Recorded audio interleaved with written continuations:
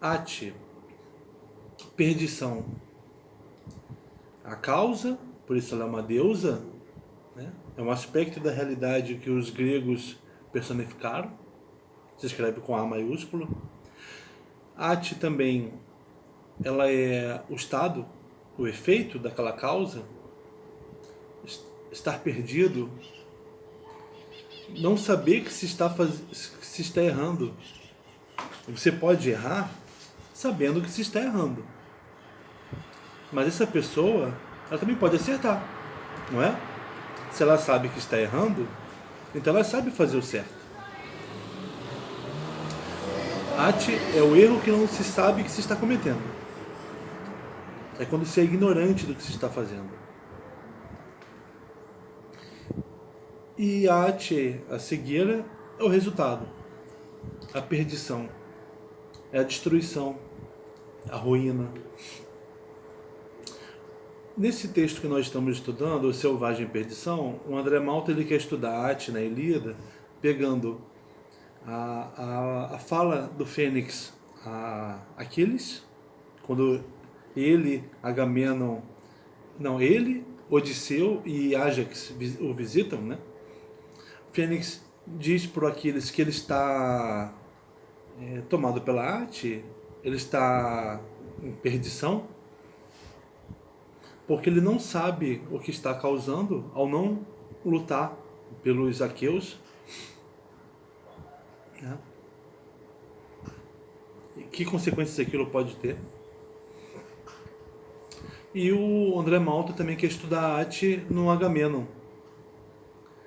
Quando ele, principalmente no momento em que ele reconhece que errou com relação a Aquiles, desonrando Aquiles, querendo pegar a briseida do Aquiles, encolerizando ou fazendo querer sair da guerra, né? Agamenon, vendo como aquilo teve como resultado a quase dizimação dos aqueus, ele viu que estava tomado pela Ati. Né? O André Malta ele quer fazer pensar a Ilíada como um mito da Ati. Né? E o que é mito? É uma pergunta que a gente sempre se faz. Mito é aquilo que se diz. A Ilíada, ela é um mito. Aquilo que se diz. Aquilo que as musas dizem.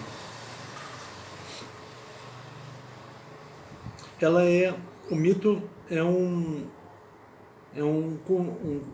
conhecimento ditado pelas musas, que são aquelas que viram as coisas acontecendo, aquelas que estavam presentes nas coisas quando elas aconteceram, estão presentes em todas as coisas que acontecem, as musas, e quando elas ditam para o poeta, elas presentificam aquilo que aconteceu no passado, as grandes coisas que aconteceram no passado.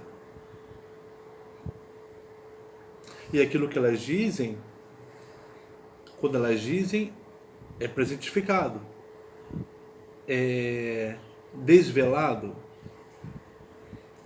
sai do não ser e vai para o ser. Então há uma relação entre ser e verdade. Aí. Aquilo que as musas dizem, aquilo que é dito, é aquilo que aquilo que tem glória, tem Cleos. Cleos é aquilo que é dito. Né? Aquilo que não tem glória, o infame, né? não é dito. O inglório. As musas, elas têm então o conhecimento do que aconteceu, que elas presentificam falando para o poeta, né? E o poeta dá vazão ao que elas dizem. O mito é um discurso, era, né, um discurso público para as pessoas da cidade, um discurso longo, um discurso que falava sobre os comportamentos dos homens da cidade, os comportamentos que os homens deveriam ter, os comportamentos que os homens não deveriam ter. Não como uma cartilha, mas como histórias. Histórias dos homens, com seus dramas e suas glórias.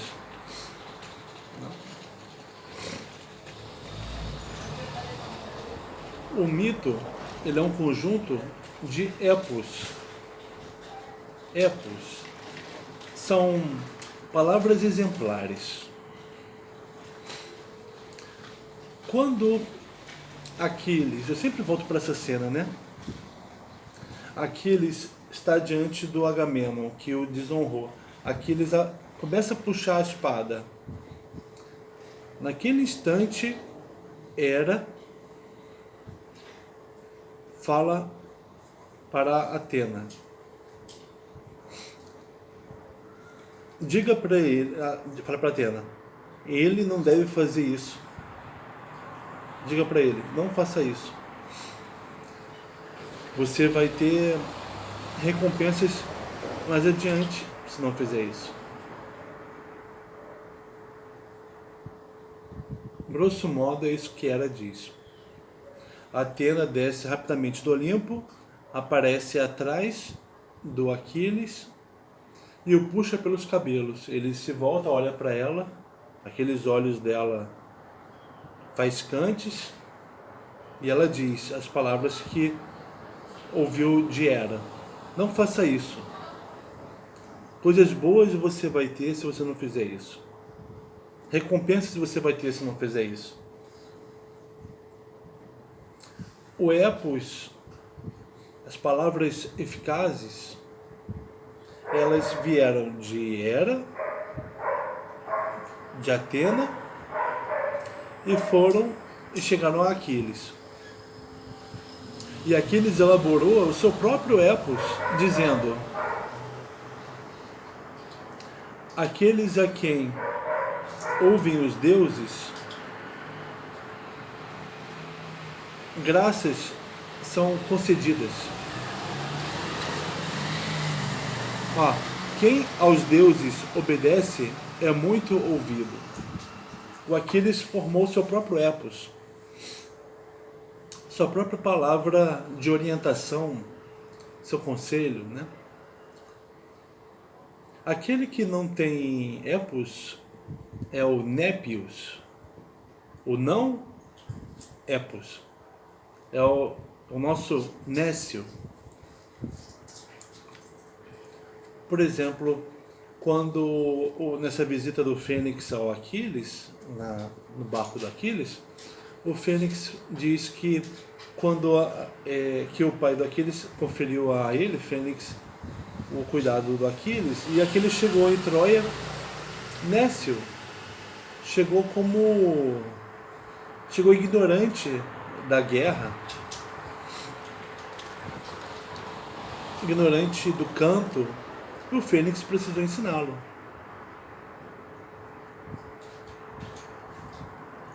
Um outro momento em que aparece o Nécio, quando o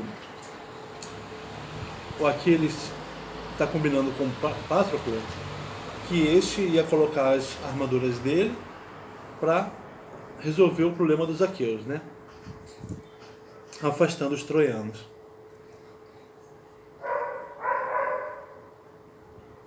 O Patroclo está chorando, né? Está desesperado pela situação dos aqueus. O Aquiles diz: você parece uma criança de colo,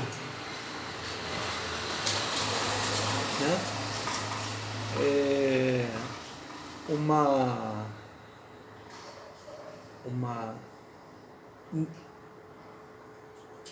Uma népio coirê, uma criança ingênua.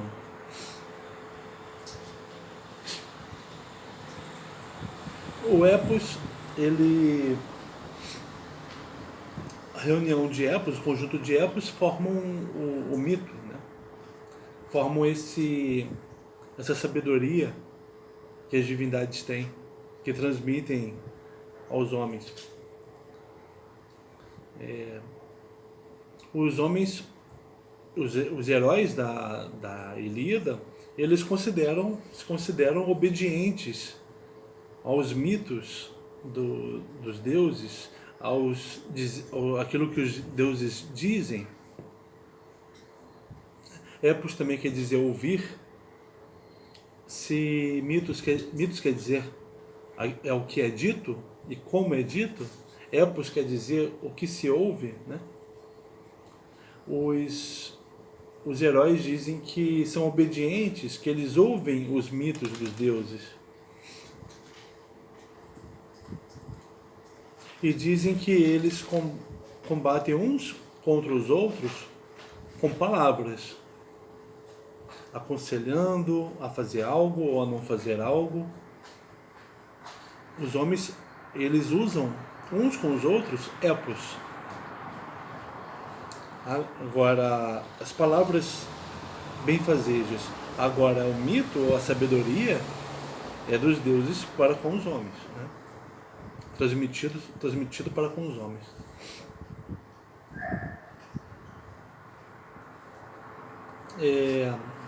Então a gente está preparando esse terreno para chegar na proposta do André Malta de estudar a arte, estudar o mito da arte da Ilíada, aquilo que se diz sobre a perdição. O que se diz sobre a perdição? Que grande história se pode dizer sobre a perdição? Que grande história há na Ilíada sobre a perdição?